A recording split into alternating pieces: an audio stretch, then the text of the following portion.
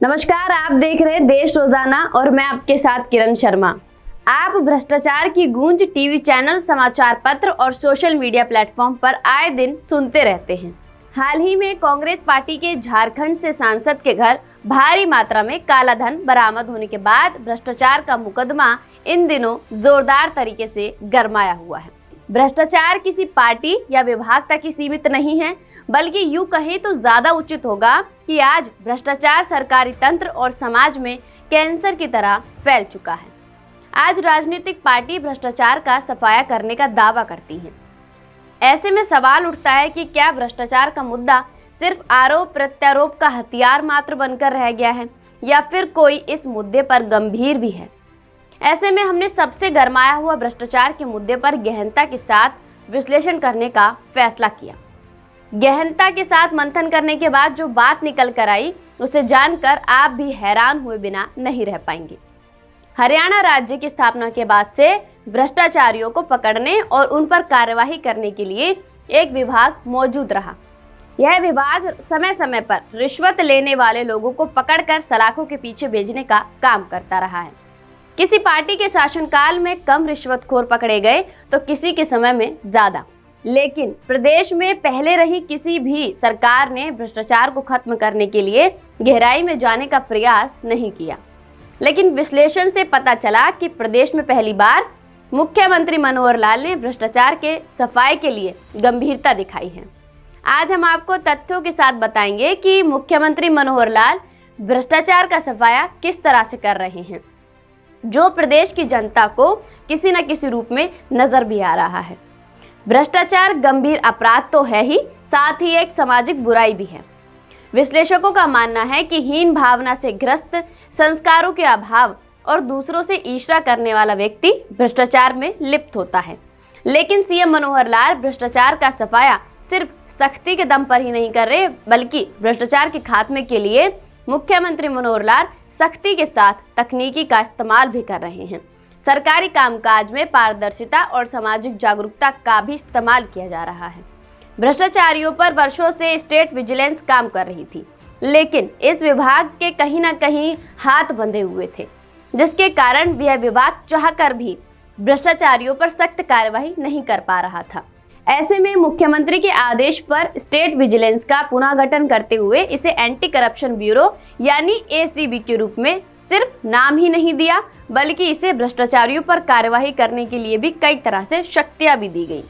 बड़े अधिकारियों और राजनेताओं के खिलाफ कार्रवाई करने से पहले ली जाने वाली अनुमति को सरल बनाया गया। एसीबी को मजबूती प्रदान करने के लिए सीबीआई और अन्य जांच एजेंसियों के ईमानदार और तेज तर्रार सेवानिवृत्त अधिकारियों की सीबीओ यानी चीफ विजिलेंस ऑफिसर के पद पर नियुक्ति की गई, ताकि भ्रष्टाचारी किसी भी तरह से कानूनी शिकंजे से नहीं बच पाए। पूर्व की सरकारों में आप अक्सर सरकारी नौकरियों में होने वाले घोटालों की चर्चा सुनते रहे होंगे। आए दिन सुनाई देता था कि कोई व्यक्ति 10 लाख रुपए लेकर भर्ती हो गया। देखिए, जो व्यक्ति 10 लाख देकर नौकरी हासिल करेगा, वह दुगनी रकम वसूलने का भी तो प्रयास करेगा। और एक बार जब कोई व्यक्ति रिश्वत लेना शुरू कर दे तो यह उसकी आदत बन जाती है, जिसे देखते हुए मुख्यमंत्री मनोहर लाल ने सरकारी नौकरी की भर्तियों को पूरी तरह से पारदर्शी बना दिया। इसी की बदौलत वर्तमान सरकार में बिना पर्ची खर्चे के 1,04,250 लोगों को सरकारी नौकरी दी जा चुकी है। फिलहाल 60,000 सरकारी नौकरियां और देने का लक्ष्य है, जिसमें से 41,217 सरकारी नौकरियों की प्रक्रिया अब जारी है। ऐसे में उम्मीद की जा सकती है बिना पर्ची खर्चे के भर्ती होने वाले लोग एक बार जनता से रिश्वत मांगते हुए जरूर सोचेंगे। भ्रष्टाचार पर चोट पहुंचाने के लिए सरकारी विभागों की मलाईदार सीटों पर बैठे अधिकारियों के चरित्र का पता लगाना भी बेहद जरूरी था। ऐसे में सीएम मनोहर लाल ने सरकारी विभागों में बैठे भ्रष्ट अधिकारियों और कर्मचारियों की पहचान करने की जिम्मेदारी गुप्तचर विभाग को सौंपी, क्योंकि यही लोग अपने पद का दुरुपयोग करते हुए भ्रष्टाचार करते हैं। गुप्तचर विभाग द्वारा बड़े ही गुपचुप तरीके से भ्रष्ट अधिकारियों और कर्मचारियों के साथ ऐसे अधिकारियों की भी पहचान की गई जो ईमानदार होने के साथ पूरी निष्ठा के साथ अपना काम करते हैं, जिसके बाद सीटों से भ्रष्ट लोगों को हटाकर ईमानदार अधिकारियों और कर्मचारियों की तैनाती की गई है। आम जनता को अपने काम के सिलसिले में सरकारी दफ्तरों में अक्सर जाना पड़ता है। ऐसे में इन दफ्तरों में तैनात अधिकारी और कर्मचारी बिना किसी पर्ची खर्चे के जनता का काम आसानी से नहीं करते थे।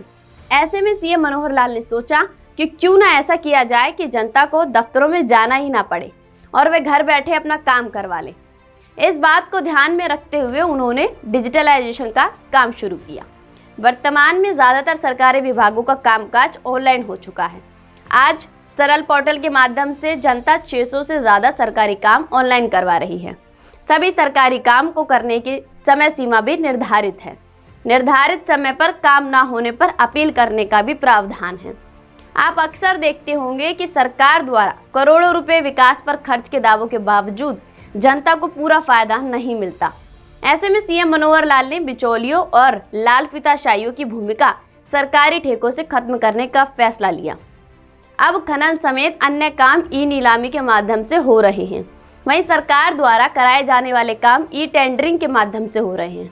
इस सब के अलावा सीएम मनोहर लाल के आदेश पर सरकारी अधिकारियों और कर्मचारियों के मन से भ्रष्टाचार की भावना को दूर करने के नैतिक प्रशिक्षण दिया जा रहा है, जिसके माध्यम से उन्हें समझाया जा रहा है कि हरियाणा की 2 करोड़ 80 लाख जनता एक ही परिवार है। ऐसे में वे अपने परिवार के किसी भी सदस्य के साथ बुरा कैसे कर सकते हैं। ऐसे में आपको एक बात और बता दें कि इन कर्मचारियों को नैतिक प्रशिक्षण देने के पहले 900 मास्टर ट्रेनिंग तैयार किए गए हैं।